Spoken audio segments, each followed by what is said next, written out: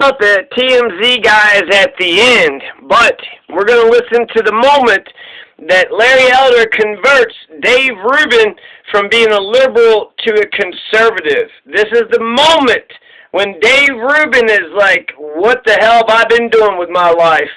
What the hell? Everything you just said made 100% complete sense, and holy shit. So Dave Rubin, after talking to Larry Elder, realized that he was not a liberal and he's a conservative, and he's been a full-blown conservative, blowhard, dickwad piece of shit ever since. So why is Dave Rubin the way that he is? Huh, Sam Cedar? Why is Dave Rubin the way that he is?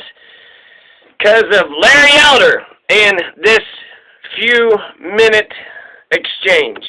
Then skip this portion, okay? Because you've already seen. Don't listen to this guy. Just kind of let's just talk over him. And okay, thank you for finding this moment for us. And are we coming up to the thing?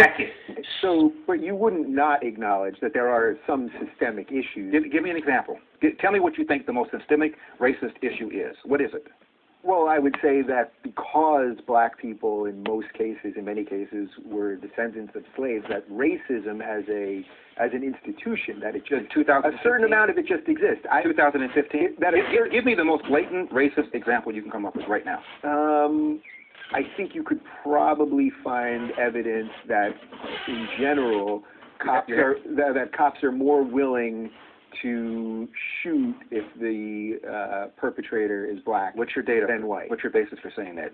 Last year. Well, look, I know a lot of people would say, "Look what's going on in Chicago." I know what they would say. Yeah. I'm talking about what the facts are. 965 people were shot by cops last year and killed. 4% of them were white cops shooting unarmed blacks. In Chicago in 2011, 21 people were shot and killed by cops.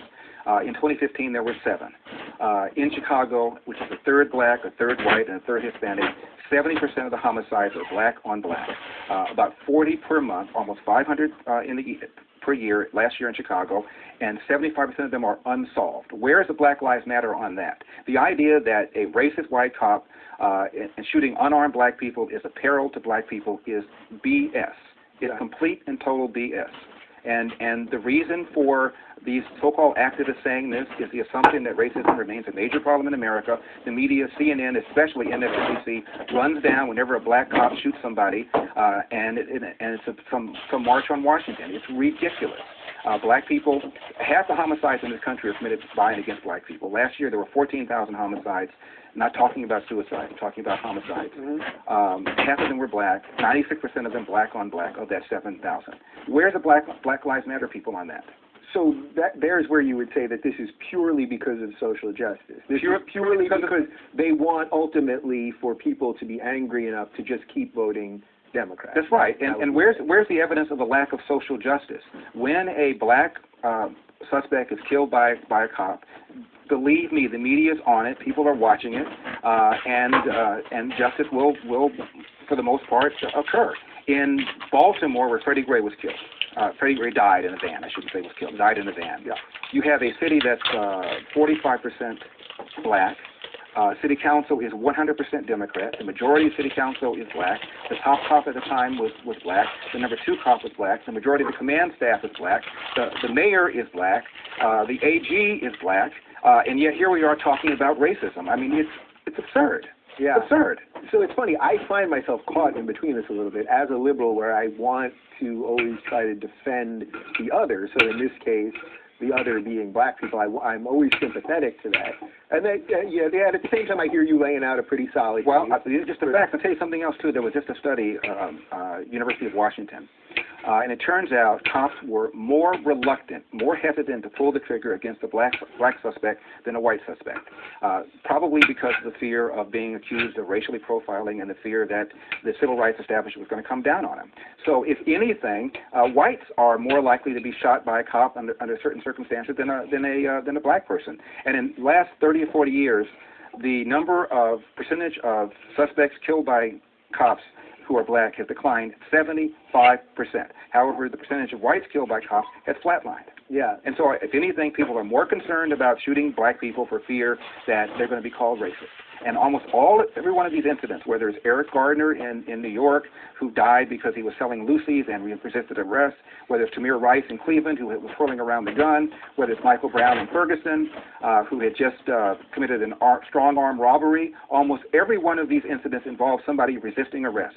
Why don't you just do what the police tell you? My dad said, when I get pulled over, have my hand at 10 o'clock, have my hand at 2 o'clock, say yes, sir, say no, sir, make sure my paperwork is in order, and if I feel the cop is mistreating me, get a badge number and deal with it later on. If Jesse Jackson and Al Sharpton and Obama and the whole group of them told black people to do that, we'd have a lot fewer of these things to deal with in the first place. Yeah. All right. So I'm with you. I'm hearing a lot of what you're saying here. So as a black conservative then, who now you've laid out your case there. But you haven't laid out yours. I asked you to name the most important example of racism, and you gave white cops going after black people. And I told you, gave you the facts for that, so that's nonsense. So you must have something else. What else is it? If you think racism remains a problem in America, give it to me. Well, I think it remains a problem. It may not be systemic in that it's not like you're not being hired because you're black. There's no systemic reason, legal reason that exists, that kind of thing. But I think that racism as a general theory. I need some specifics. Right? You gave me the white cop thing. What else? Give me another example where you think is a problem. Well, as a black conservative, tell me how do you get people to come around? You're the one who made the assertion that you think racism remains a major problem in America. I asked you to give me an example. You gave me white cops going after blacks. As far as I'm concerned, you didn't hold it up very well. What's the other argument you have? What's the other thing? Well, I don't know that it's systemic in the sort of macro sense. I'm not mad. I just want to know what it is you're talking about. No, that's exactly what that's. Yeah, believe me, that's 100% what I wanted to have you. Blacks are not getting into school. BS. That we have affirmative action. So a black person with an SAT and a GPA of X will get into a school faster and easier than a white person with an SAT or a GPA of X. And if going to school is a route to the middle class, you can make an argument that blacks have an easier route to the middle class. If you're talking about about poverty, the poorer you are, the more accessible loans and grants are for you. The problem, the biggest burden that black people have, in my opinion, again, is the percentage of blacks, 75% of them, that are raised without fathers.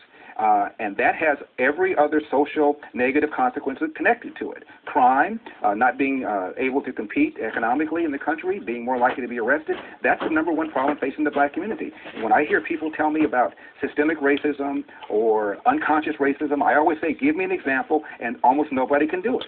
And now we have Mr. Elder himself going again. Police chief and say, therefore, there isn't systemic racism. Right. We had a black president. Is there no racism in America then, Larry? I mean, come on. Wait a minute, you guys. First you said systemic racism, now you're saying racism. Which one do you want? No, I'm saying there's no evidence. There's no evidence whatsoever of systemic racism. I ask you to prove it. A cop watching somebody run away, a black man run away, shooting him and killing him. A guy walking into a convenience store, shooting him and killing him. Larry, we've seen this. Okay, here's the thing. Larry, I hear what you're saying about the studies. Harvey, let me try it this way. There are 50 million police-civilian interactions every single year. Out of that 50 million, there are 11 million arrests. Out of that 11 million arrests, 60,000 officers are assaulted. Out of all of that, 1,000 civilians are killed. Half of them are white, 250 of them were black. Almost all of them were resisting with a weapon or resisting violently. When you get down to unarmed black men being shot by white cops, you're talking about less than 4% of the total. And unarmed does not mean not dangerous. Michael Brown was unarmed, but he was reasonably perceived as dangerous. It is rare, Harvey. You guys are exaggerating this. When a white person gets killed by a cop, nobody gives a damn. When a black person gets killed by a cop, people are out in the streets. And in Philadelphia, you're talking about a city where the captain of the city council is black. Almost every single member of city council is a Democrat. They've had black mayors. The police chief is a black female, and you're still talking about systemic racism. It's ridiculous. You ought to be ashamed of yourself, really. You're making the country worse. Larry, I'm going to be very clear about something. Hold on, Charles. I am not ashamed of myself. And maybe you do too, and that's fine. So we're going to disagree. Maybe you should be, Larry, because there is a problem in this argument, and you are relying on statistics, and you are not looking at humanity, Larry. And finally, we're going to finish it with the debate that he does about the Redskins football team, because I went through a lot of Larry Elder videos, and this one I just couldn't stop listening to because his arguments are so clear, so valid, and he's so good at just debating. I couldn't look away from not one word of this last, 15 minutes. Let's see if you can. And I'm glad you're here. Now, listen, I want to start with you. We don't agree on very much, but one thing that we do agree on, and have always agreed on, is the importance of familyhood and the importance of fatherhood. And I want to ask you a question.